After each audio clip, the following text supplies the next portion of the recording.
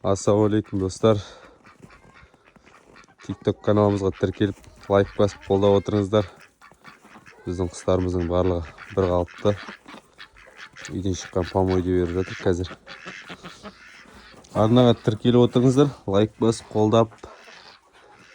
Әйтпесе бір орында тұрып қалдық қой. Сулары бар. Қайта таза су құйып, индоводкілер бар. Үйрек индоводкі бар жерде су осылай лас болып қала береді де, құйған су резко лап қалады.